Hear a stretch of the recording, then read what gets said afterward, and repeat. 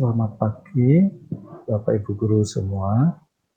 Hari ini kita akan mengikuti acara pembahasan tentang AKM, Asesmen Kompetensi Minimal. Izin saya untuk share screen materi pada pagi hari ini.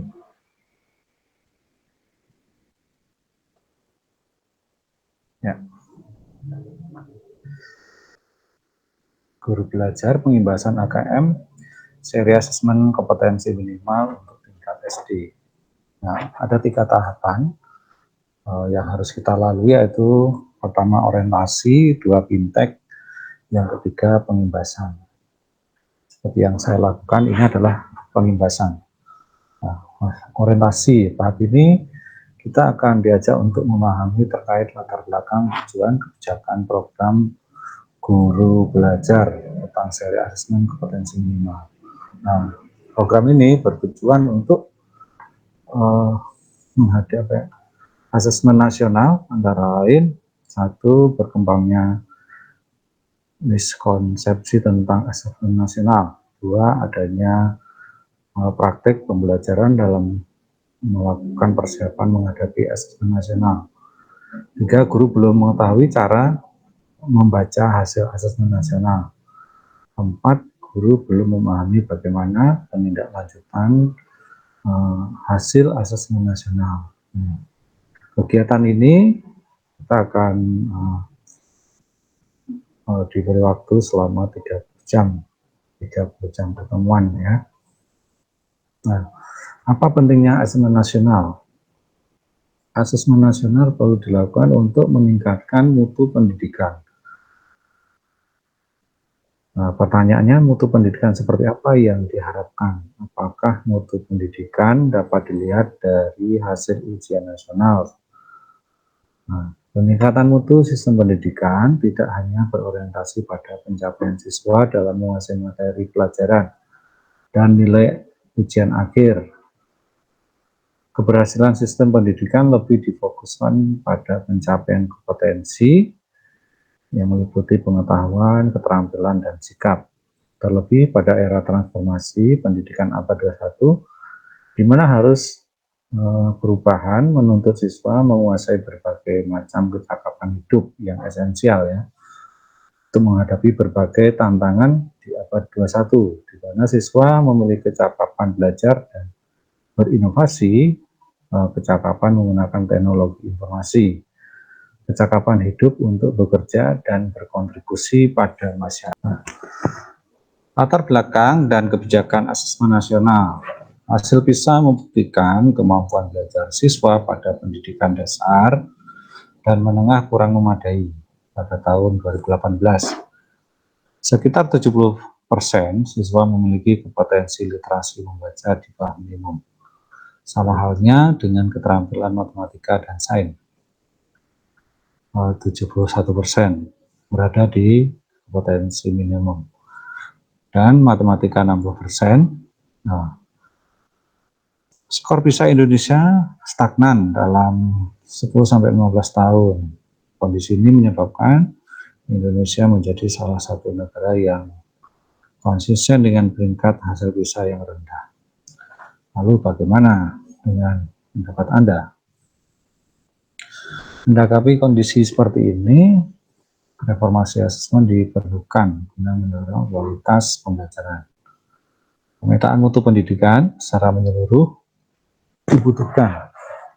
Untuk itu pada tahun 2021 asesmen nasional akan diresmikan dan diterapkan ya. Kementerian Pendidikan dan Kebudayaan dan ujian nasional sudah tidak ada lagi ya, tidak ada berlakuan. Nah, dalam hal ini AN diterapkan untuk mengevaluasi kinerja dan mutu sistem pendidikan. Nanti hasil asesmen nasional tidak memiliki konsekuensi apa pada pencapaian proses belajar siswa, namun memberi umpan balik untuk tindak lanjut pembelajaran dan kompetensi siswa. Kecakapan hidup abad 21 dan profil karakter pelajar Pancasila. Nah, menggunakan asesmen nasional diberlakukan sebagai alat ukur ya, untuk mengetahui pencapaian kompetensi yang harus dikuasai siswa. Asesmen nasional tidak hanya memotret hasil belajar kognitif siswa sebagai yang terjadi di dalam ujian nasional, namun juga memotret hasil belajar sosial emosional ya. Nah, selain tuntutan kecakapan abad 21, profil pelajar Pancasila juga menjadi rujukan pencapaian karakter. Apa saja profil yang ingin disampaikan? Yaitu satu, beriman dan bertakwa pada Tuhan Yang Maha Esa serta berakhlak mulia. Dua, berkebinekaan global. Tiga, mandiri. Empat, bernalar kritis. Lima, kreatif. Enam, gotong royong. Nah, kecakapan hidup abad 21 dan profil karakter pelajar Pancasila, nah ini dapat dilihat dari bagian ini ya, seperti ini. Nah, ini pentingnya guru untuk mengadopsi proses belajar yang fokus pada pengembangan kompetensi dan untuk mewujudkan karakter pelajar Pancasila. Keterkaitan asesmen nasional dengan kecakapan abad 21 dan profil pelajar Pancasila, seperti yang tergambar pada bagian ini. Nah, proses yang kedua, BIMTEK, ini menjadi program akan efektif bila mengikuti instruksi pembelajaran dengan teliti, mempelajari secara seksama semua konsep, mengikuti kuis dan diskusi dengan sebenarnya, melakukan latihan secara mandiri dan berkala. Anda sudah mengetahui tujuan dan efektif mengikuti program ini ya. Nah, pada program ini kita akan belajar mengenai apa? Satu, konsep asesmen nasional. Dua, teknik pelaksanaan. Tiga, butir soal asesmen literasi membaca. Empat, butir soal asesmen numerasi. Lima, tindak lanjut laporan.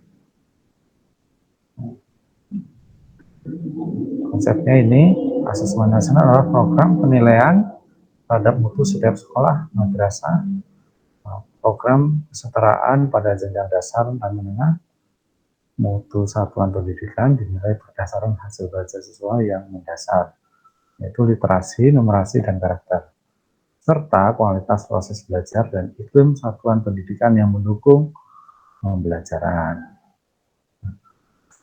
Tujuan dan manfaat asesmen nasional. Satu, AN atau asesmen nasional menghasilkan informasi untuk memantau perkembangan mutu dari waktu-waktu, kesenjangan antar bagian di dalam sistem pendidikan, misalnya satuan pendidikan antar kelompok sosial ekonomi di satuan wilayah antar sekolah negeri dan swasta, antar daerah maupun antar kelompok berdasarkan atribut tertentu. Asesmen nasional bertujuan untuk menunjukkan apa yang seharusnya menjadi tujuan utama sekolah, yaitu pengembangan kompetensi dan karakter siswa.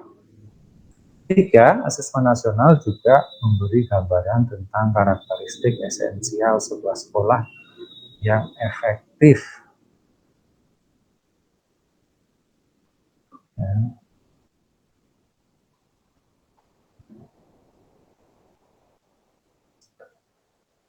Nah, manfaat asesmen nasional.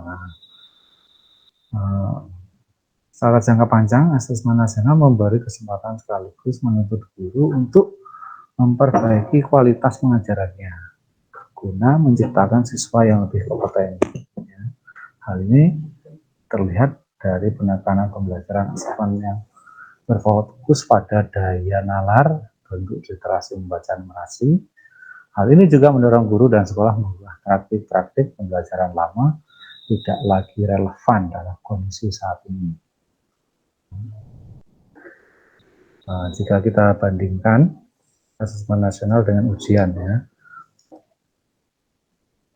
kriteria pembanding asesmen nasional ujian. Tujuan pelaksanaan asesmen nasional untuk mengevaluasi sistem satuan pendidikan atau ujian nasional mengevaluasi capaian hasil belajar siswa secara individu. Jenjang penilaian ini dinilai dari SD, SMP, dan sampai SMA. Kalau ujian nasional dari SMP sampai SMA ya. Karena yang SD hanya ujian sekolah saja. Level siswa kelas 5 ya, kelas 8 dan kelas 11. Kalau ujian nasional setiap akhir jenjang pendidikan. Subjek siswa itu survei siswa dipilih secara acak. Kalau ujian nasional semua siswa. Model soal kalau asesmen nasional PG, PGK menjodohkan isian singkat dan urean. Kalau ujian nasional semuanya pilihan ganda dan ada isian singkat.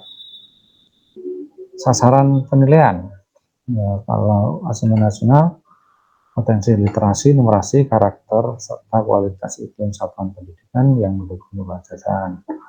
Kalau ujian nasional, penguasaan terhadap mata pelajaran. Metode penilaian, kalau asesmen nasional menggunakan computerized multi-stack adaptive testing. Ya. Kalau ujian nasional, computer based test, CBT, ya. Paper based test, PBT. Ini bersama. Nah, asesmen nasional itu bukan pengganti ujian ya. Asesmen nasional lebih memberikan gambaran lebih utuh atau luas mengenai mutu pendidikan, bukan hanya secara kognitif, namun juga karakter dan iklim belajar.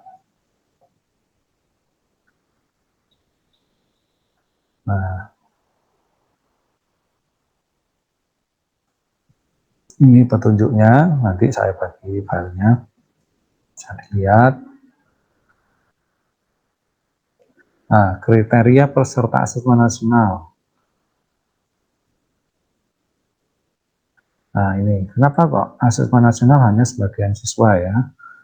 Nah, tidak, karena asesmen nasional itu tidak digunakan untuk kelulusan atau untuk menilai prestasi siswa, tetapi untuk mengevaluasi hasil belajar atau sistem pembelajaran yang terjadi dalam satuan pendidikan. Maka akan dipilih secara acak. Ya. Ini nah, komponen AKM literasi itu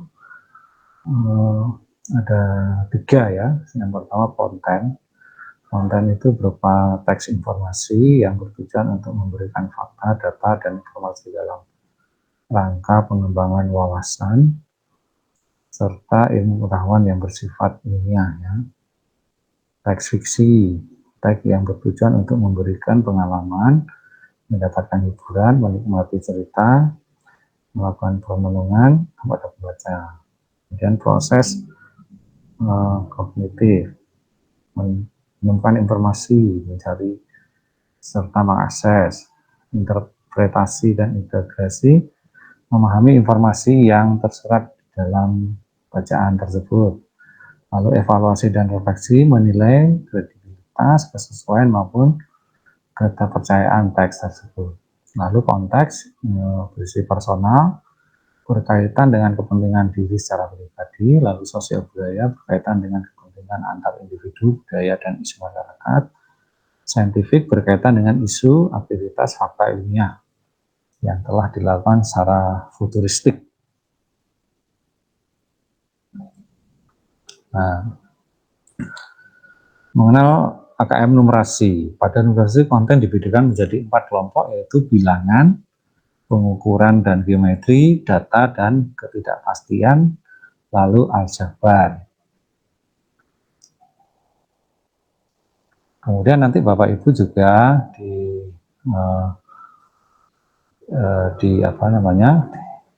ditunjukkan untuk laporan tentang hasil dari asesmen ya, kemudian ditindaklanjuti sebagai suatu tahapan untuk memperbaiki sistem pendidikannya.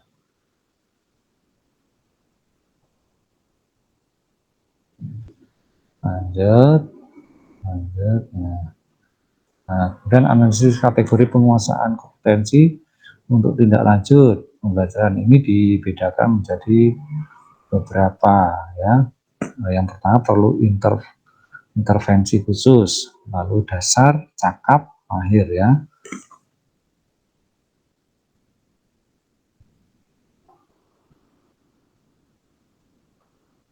Masih sama.